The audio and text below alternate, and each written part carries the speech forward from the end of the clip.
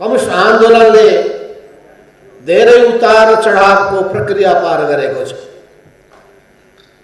विश्वको कम्युनिस्ट आन्दोलनको इतिहासको अवलोकन गर्ने हो भने हामीले पाउँदछौँ त्यसले निकै ठुलो चुनौतीको सामना गरेको थियो। अहिले पनि चुनौतीको सामना गर्दै त्यो अगाडि बढिरहेको छ। कम्युनिस्ट आन्दोलन नेपालमा मात्र होइन, विश्वव्यापी रूपमा फैलिएको छ। अहिले पनि ल्याटिन अमेरिकाका देशहरूमा, अफ्रिकाका देशहरूमा, युरोपका देशहरूमा र विभिन्न देशहरूमा मार्क्सवाद लेनिनवादको झण्डा फहराउँदै कम्युनिस्ट आन्दोलनको आदर्शलाई पछ्याउँदै मजदुर र आम जनसमुदायको माझमा कम्युनिस्ट पार्टी लगातार क्रियाशील रहेको छ। संसारमा अझै पनि समाजवादी देशहरू आफ्नो देशमा समाजवादको आफ्नो देशको मोडेल लागू गरिरहेका छन् र विश्वका पुँजीवादी शक्तिहरूसँग टक्कर लिइरहेका छन् र समाजवादी देशहरूले देखाएका छन् कि समाजवाद सबभन्दा उत्तम व्यवस्थाको नाम हो। समाजवाद र पुँजीवादको बीचमा टक्कर चलिरहेको छ। पुँजीवादले आफूलाई श्रेष्ठ साबित गर्न खोज्दैछ भने समाजवादले आफ्नो कामबाट आफ्नो श्रेष्ठता साबित गरिरहेको छ। विश्व महामारी अहिले भर्खरै कोरोना महामारीको प्रकोपको सिलसिलामा देखियो। पुँजीवाद मुनाफा कमाउन केन्द्रित रह्यो, मान्छेको ज्यान जोगाउनका लागि उसको ध्यान केन्द्रित रहेन। जबकि समाजवाद मान्छेको जीवनलाई सबभन्दा उच्च महत्त्व दिन खोज्यो र मुनाफा होइन जनताको जीवन नै मूल कुरा हो भन्ने मान्यता बोकेर अगाडि बढ्यो।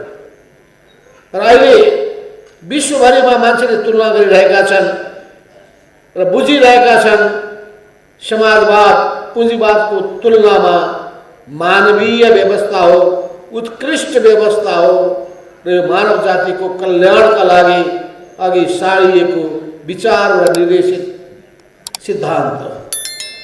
त्यसो हुनाले हामी जुन आन्दोलनमा लागेका छौँ, 2006 सालमा कम्युनिस्ट पार्टीले को स्थापना गर्दै कम्युनिस्ट आन्दोलनलाई अघि बढाएर लैजाने काममा पुष्पलालले जुन अगुवाई गर्नुभयो हो त्यही आदर्शलाई पछ्याउँदै उहाँको त्यही विरासतलाई थाम्दै हामी अगाडि बढिरहेका छौँ।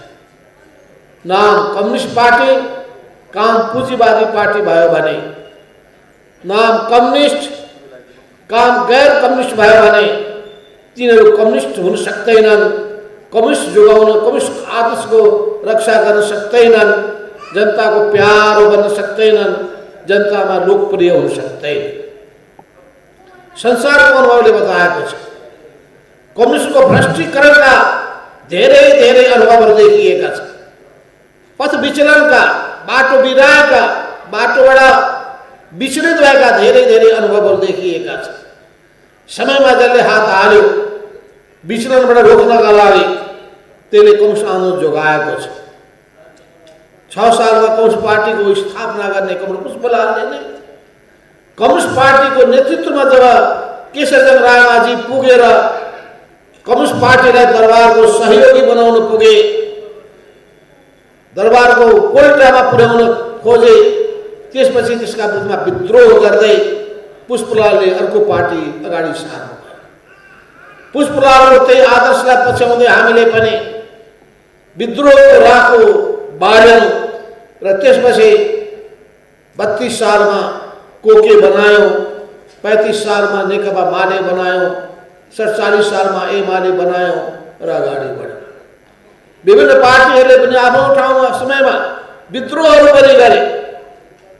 केही पार्टीहरूले आफ्नो विद्रोहको औचित्य पुष्टि गर्न सकेन। तर मूल कुरा भनेको नेपाली समाजको रूपान्तरण गर्ने उद्देश्यलाई साकार पार्नका लागि हामी यो आन्दोलनमा होमिएका छौँ र होमिने योद्धाहरू इमान्दार, कर्तव्यनिष्ठ, जनताको सेवाप्रति समर्पित हुनुपर्दछ।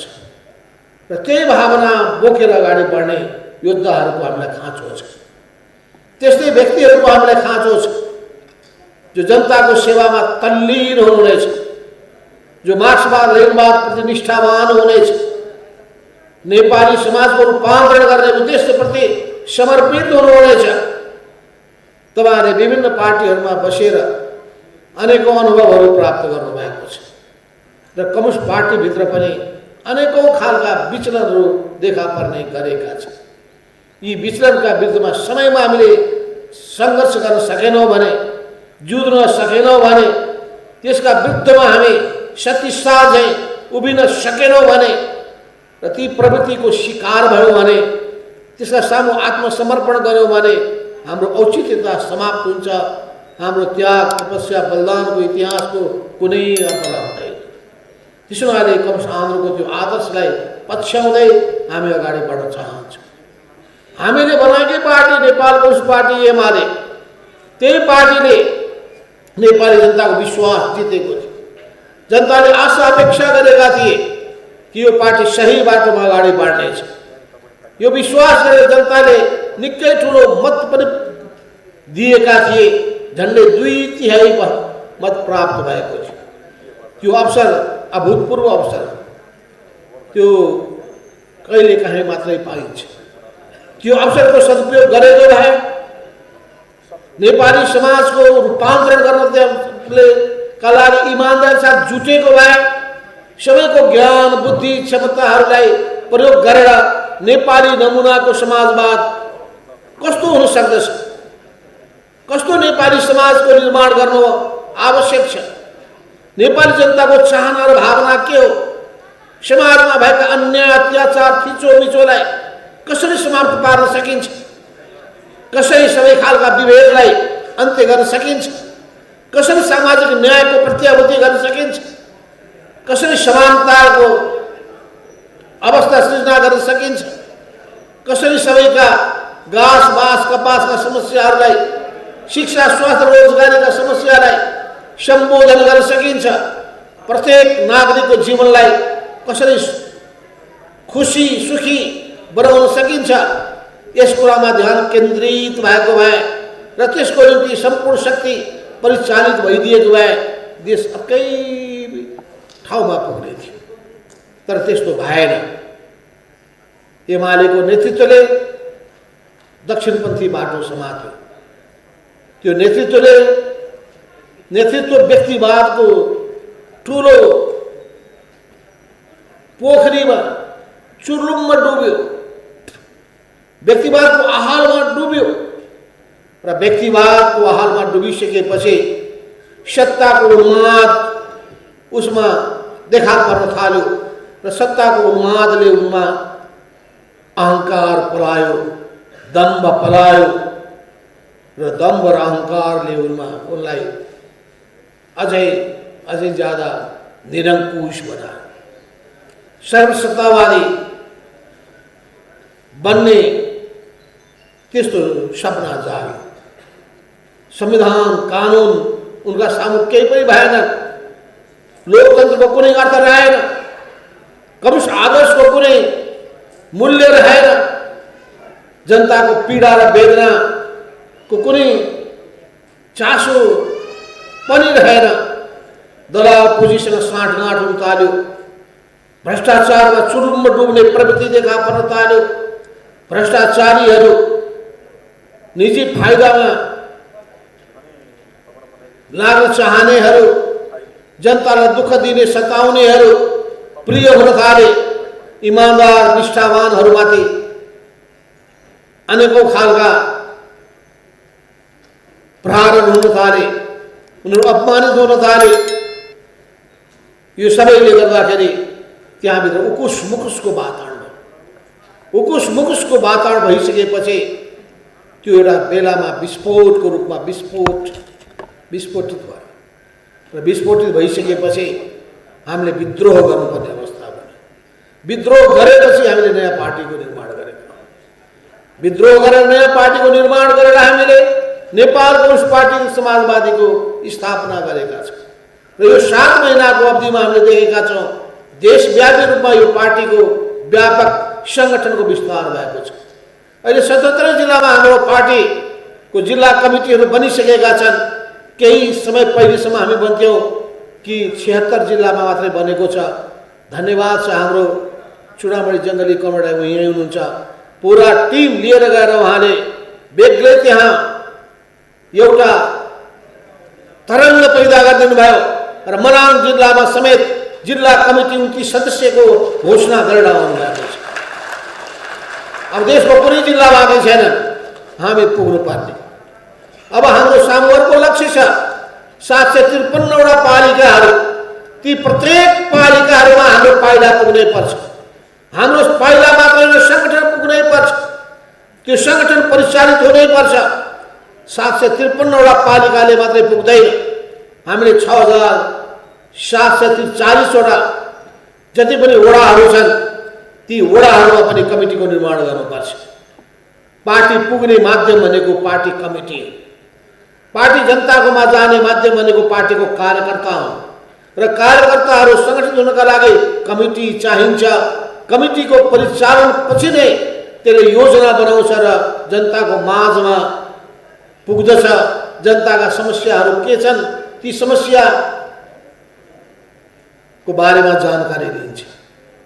जनताको घर दैलोमा पुगेर जनताका पीडा र वेदनाहरू बुझेर जनताका चाहना र भावनाहरू बुझेर अनि त्यसको निम्ति एउटा त्यसलाई पुरा गर्नका लागि जनदबाव सृष्टि गर्ने काम गर्दछ। वातावरण तयार गर्ने काम गर्दछ। अनि यस आधारमा जनताले हामीलाई विश्वास गर्ने पत्याउने स्थिति बन्छ। जनताको विश्वास हामीले जित्दै गइसकेपछि उनीहरूको हामीमाथिको निष्ठा हामीप्रतिको आकर्षण बढ्दै जान्छ र हामीप्रतिको आकर्षण बढ्दै गइसकेपछि हाम्रो शक्ति पनि वृद्धि हुँदै जान्छ।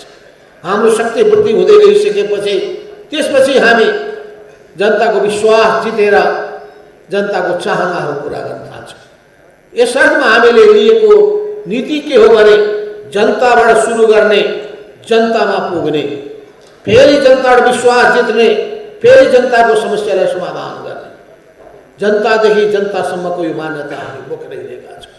अरू पार्टीहरू चुनावदेखि चुनावसम्म मात्रै चुनावलाई केन्द्रबिन्दुमा राखेर कसरी हुन्छ चुनावमा जित्ने अनि चुनावमा जितिसकेपछि त्यो ठाउँको पदको दुरुपयोग कसरी गर्ने एउटै चिन्ता उनीहरूको दिमागमा हुन्छ। हाम्रो दिमागमा एउटै चिन्ता हुन्छ कसरी जनताको समस्यालाई समाधान गर्ने, जनताका पीडा र वेदनालाई कसरी सम्बोधन गर्ने, जनताको चाहनालाई कसरी साकार पार्ने, जनताको विकासको चाहना होस्, समृद्धिको चाहना होस्, परिवारको जीवन सुखी बनाउने कुरा होस्, ती सबै कुराहरूमा हाम्रो ध्यान रहन्छ। योग्य नागरिक, सक्षम नागरिक तयार गर्ने कुरामा हाम्रो ध्यान हुन्छ। कसरी देशभक्त नागरिक तयार गर्न सकिन्छ, कसरी योग्य नागरिक तयार गर्न सकिन्छ, कसरी सुसंस्कृत नागरिक तयार गर्न सकिन्छ, कसरी मानवीय भावना भएका मानिसहरू तयार गर्न सकिन्छ। यसमा हामी इमानदारितामा, मेहनतमा र कर्तव्य निष्ठतामा विश्वास गर्दछौँ। त्यसो हुनाले अहिले हाम्रो पार्टीबाट अहिले स्थानीय निर्वाचनको घोषणा पत्रको भर्खरै विमोचन भएको छ र हामीले नारा लगाइसकेका छौँ जनमुखी स्थानीय सरकार, विकास र समृद्धिको आधार। त्यस आधारमा हामीले स्थानीय निकायमा जब उम्मेदवार अगाडि सार्छौँ त्यो उम्मेदवारले एउटै उद्देश्य राख्नुपर्छ कि कसरी जनताको विकासको चाहनालाई पुरा गर्ने हो, कसरी यो समाजलाई समृद्ध बनाउने हो, कसरी जनताको सेवामा आफूलाई समर्पित गर्ने। यस अर्थमा हामीसँग हाम्रो पार्टीको चुनाव चिन्ह कलम, यो कलम चिन्ह लिएर उभिने हाम्रा उम्मेदवारहरू अरूभन्दा भिन्न हुनुपर्दछ। अरूभन्दा भिन्न सिङ्गो आफ्नो पालिकाको विकासको एउटा मास्टर प्लान, एउटा योजना उनीहरूसँग हुनुपर्दछ। सिङ्गो योजना 5 वर्षमा कति पुरा गर्न सकिन्छ, आउने 20 वर्षमा या 15 वर्षमा या अर्को 5 वर्षमा कति पुरा गर्न सकिन्छ, त्यसको निम्ति दीर्घकालीन योजना पनि बनाउन सकिन्छ अनि अल्पकालीन योजना पनि बनाउन सकिन्छ।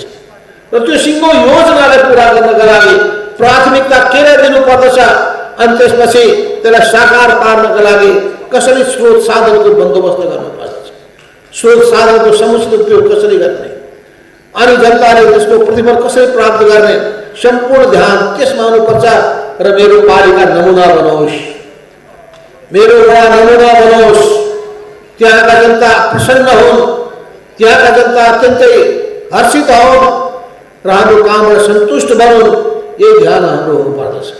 सत्ताको उन्मादमा बग्ने होइन, सत्ताको अहङ्कारमा घमण्डी बन्ने पनि होइन, विनम्र हुनुपर्दछ। यस अर्थमा हामी सुसंस्कृत नागरिक, सुसंस्कृत कार्यकर्ता तयार गर्न चाहन्छौँ।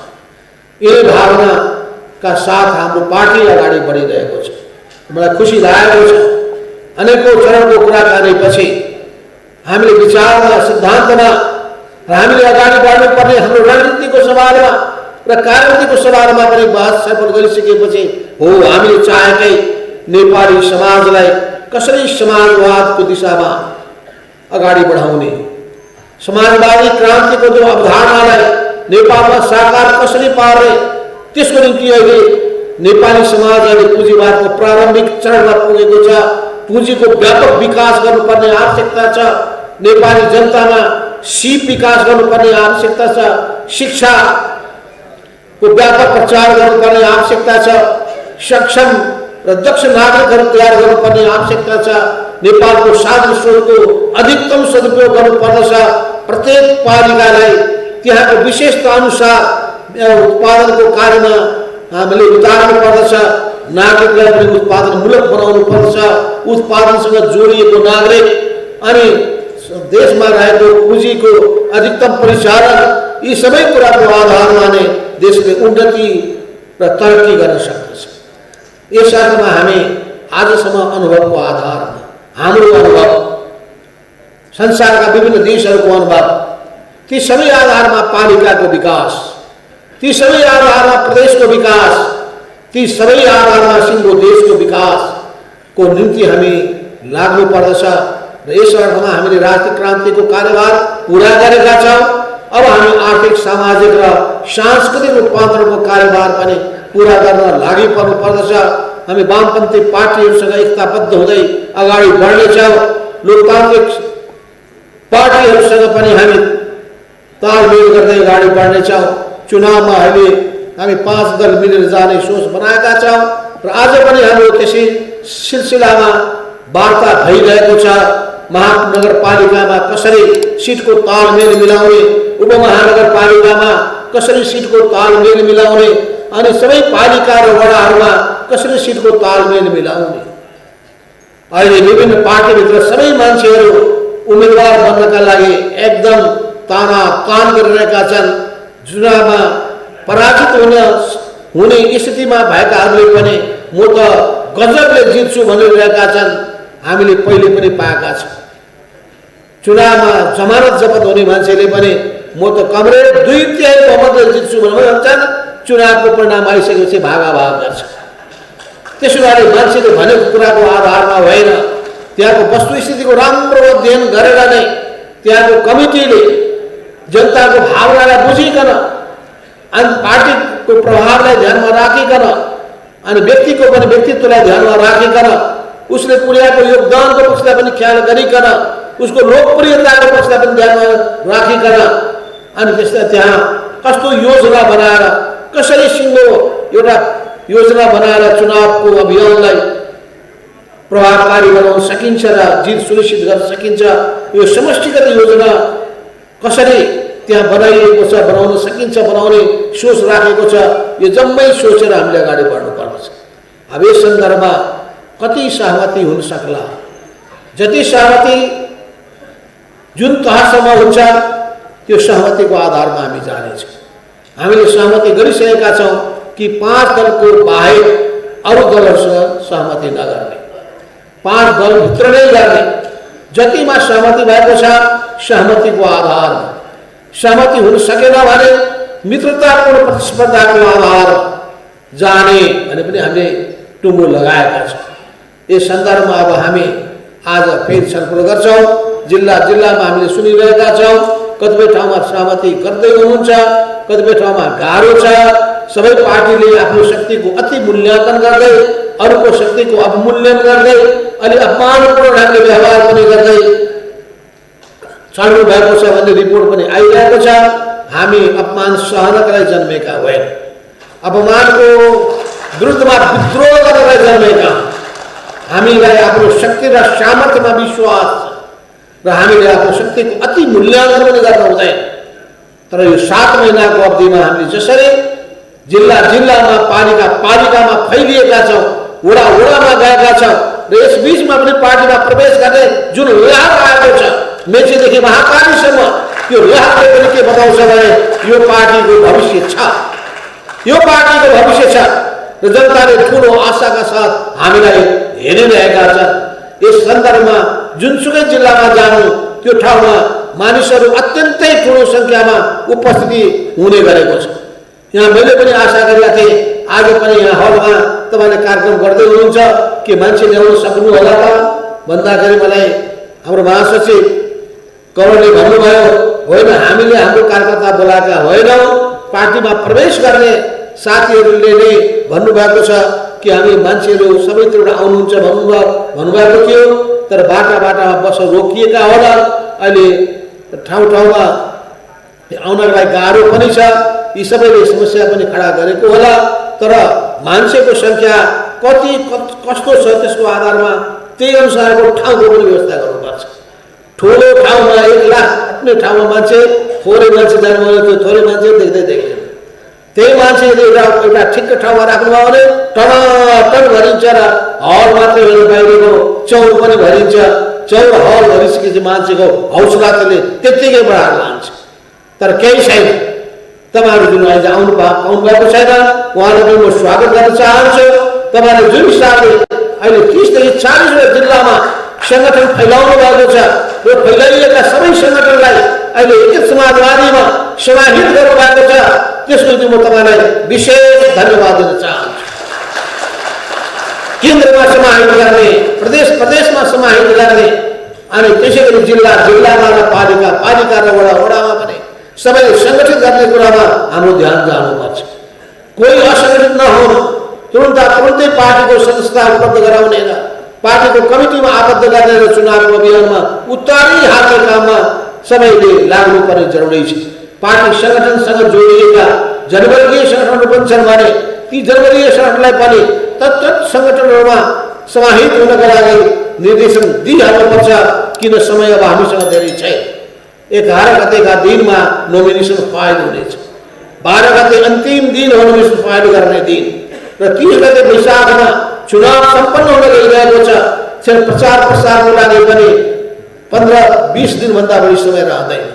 त्यो 15 दिनभित्र सम्पूर्ण शक्ति हामीले वडा वडामा टोलमा पालिका पालिकामा परिचालित गर्न सक्ने स्थिति बनाउन सक्यौँ भने र हाम्रो विचार र नीतिलाई जनताको माझमा पुर्याउन सक्यौँ भने त्यति मात्रै होइन, हाम्रो यो चिन्ह कलम चिन्ह चिनाउनु पर्ने त्यतिकै जरुरी छ।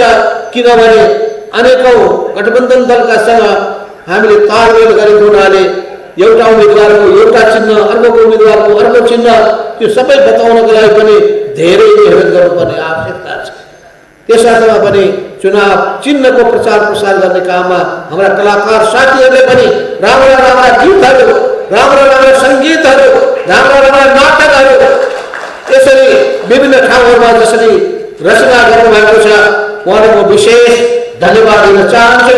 अब तपाईँहरू पनि टोली टोली बनाएर विभिन्न ठाउँमा खट्नुहोस् र खटेर जनताको घर घरमा त्यो गीत र सङ्गीत पुर्याउनुहोस्, जनतालाई आकर्षित गर्नुहोस्, जनताको हृदयलाई अत्यन्तै उत्साहित बनाउनुहोस्।